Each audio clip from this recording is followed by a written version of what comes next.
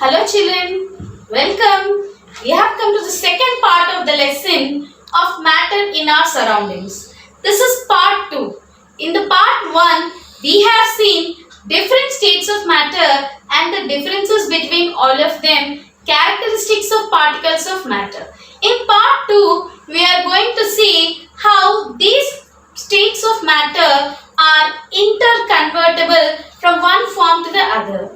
As we all know, in our earlier classes, we have studied about only three states of matter, that is solids, liquids and gases. In solids, all the particles are more in number and closely packed. In liquids, there are less number of particles which are loosely bound. In gases, there are few number of particles which are very loosely bound. Now we are going to see two new states of matter, plasma and Bose-Einstein condensate. Now let us go to plasma. Plasma means it is just obtained when mixture of free electrons are present and maybe ions. We can see this in the universe in stars and sun.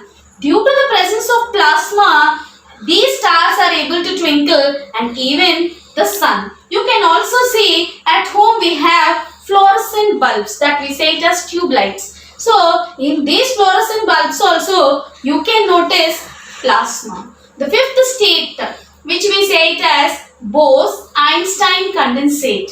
Here this is obtained when we cool the gas which is having very low densities. Even at extremely low temperatures, we gain this fifth state of matter. We call it as Bose-Einstein condensate or BEC. So we have discussed about the five states of matter. Let us go to the next topic, that is how we are able to interconvert one form of state of matter into the other. Let us take one example, water. As we all know, water is present as ice in solid state, liquid as water and water vapor in gaseous state. We also know that when we just melt ice, it changes into water. That means ice on melting forms water. Water on heating converts to water vapor. And these are also again reversible. So that we shall discuss in deep. So all these interconvertible changes in states of matter occur due to change in temperature and pressure.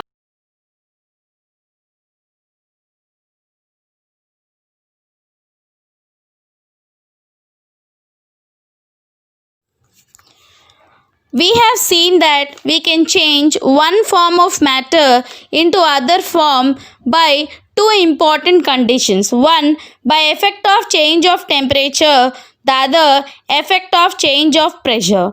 Let us see in detail. Effect of change of temperature. By increasing the temperature, that is by heating, a solid can be converted into a liquid state and liquid can be converted into a gaseous state, that is to vapor. By decreasing the temperature, that is by cooling, a gas can be converted into liquid state and liquid can be converted into a solid state. First one, solid to liquid. We call it as melting. The temperature at which solid melts to form a liquid at atmospheric pressure, it is called melting point. Let us perform an activity. Take a beaker, few cubes of ice and start heating the ice. Slowly, when it reaches 0 degrees, the ice starts to melt. This is called melting point. The process of converting solid ice to liquid is called fusion. That is, the amount of heat required to change 1 kg of solids to its liquid state is called latent heat of fusion. Liquid to gas. When we boil the liquid or heat the liquid for a long time, slowly it starts to change into vapor. The process in which liquid substance changes into its vapor or gas rapidly on heating is called boiling.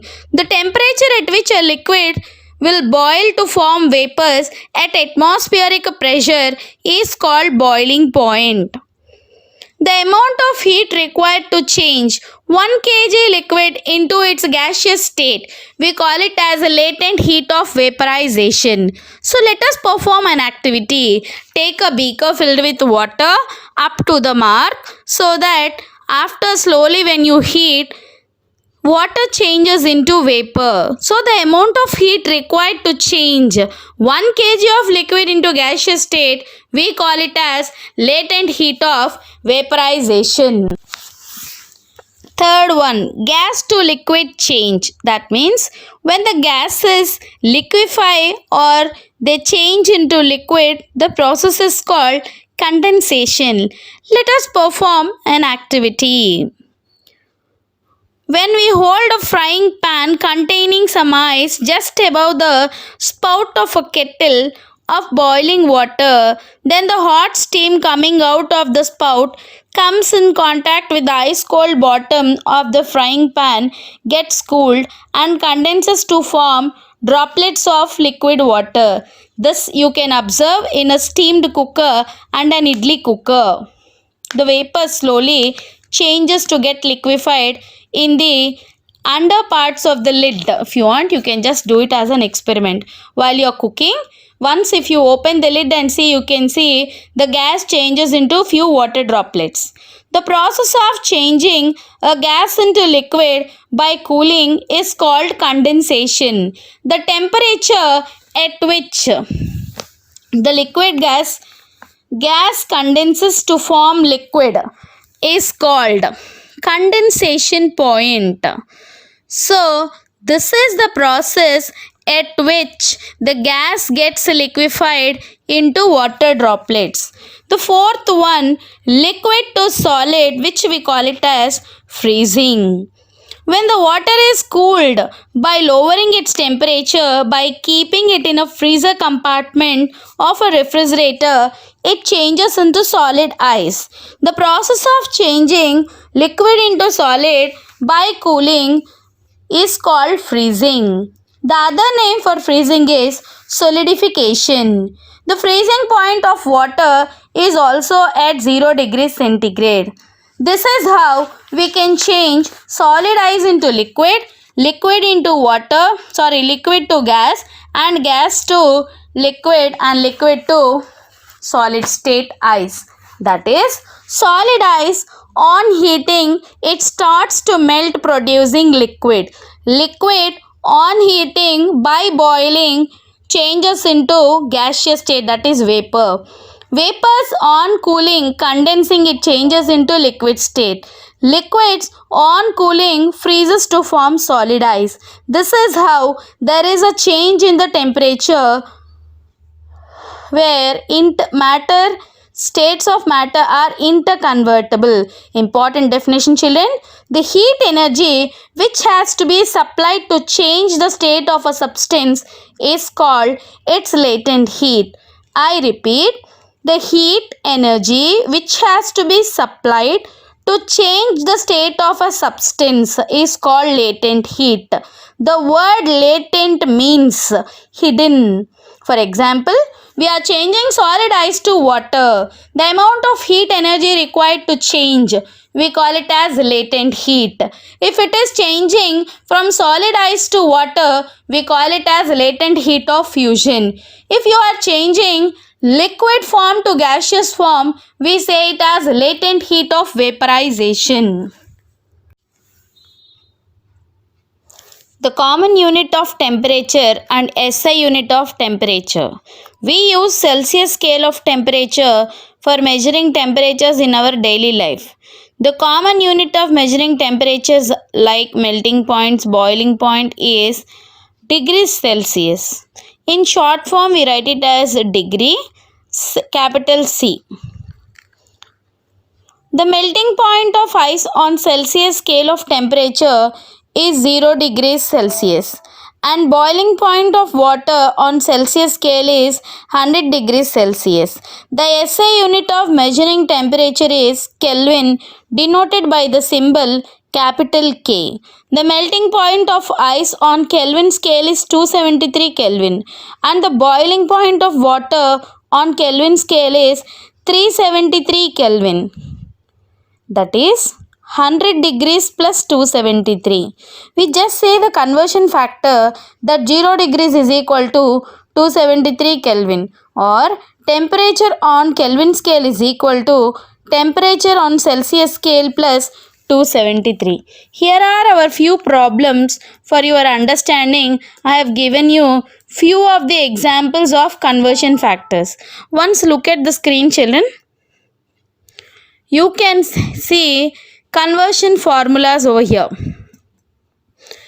Degrees Celsius is equal to Kelvin minus 273, whereas Kelvin is equal to Celsius plus 273.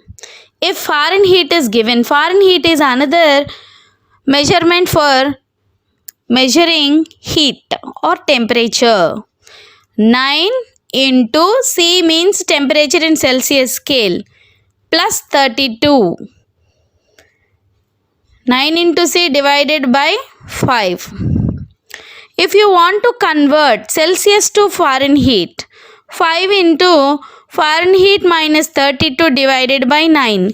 These are the conversion formulas to convert temperature into different conversions.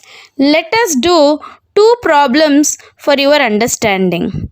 Convert 470 Kelvin to centigrade.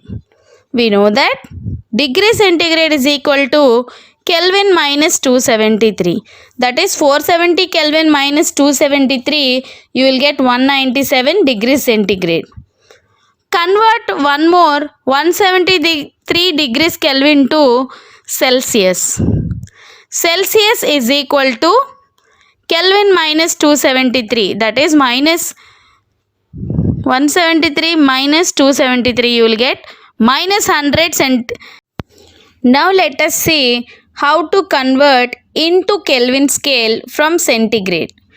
Now here we have on the problem on the screen, children, convert 30 degrees centigrade to Kelvin.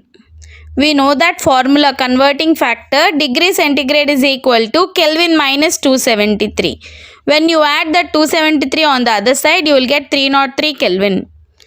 When we want to add minus 71 degrees centigrade to Kelvin, we can convert it with the factor degree centigrade is equal to Kelvin minus 273. So when you bring 273 minus 273 from one side to the other side, minus changes as plus. So you will get 202 Kelvin. Effect of change of pressure. The physical state of matter can also be changed by changing the pressure. In other words, physical state of matter can also be changed by increasing the pressure or decreasing the pressure.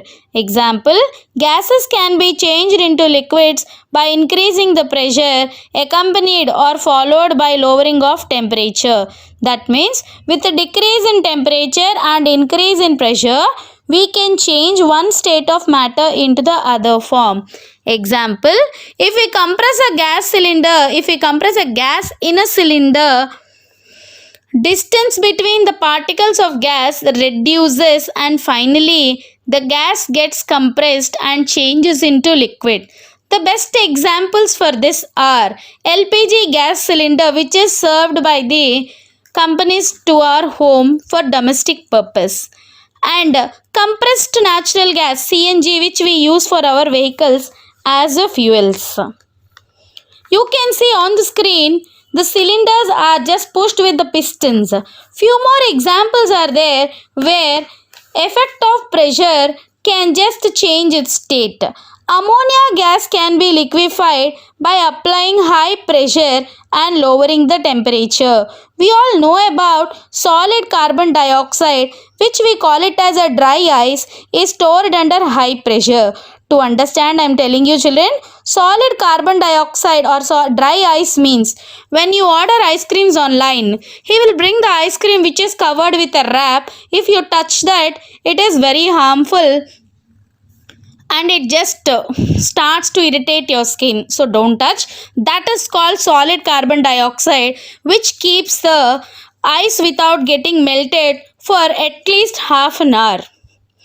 So the conversion of solid carbon dioxide into carbon dioxide gas is a change of state which is caused by decrease in pressure and higher atmospheric temperature. Solid carbon dioxide is an extremely cold substance. It is used to deep freeze food and keep ice cream cold. Thank you children. We'll meet in the next class.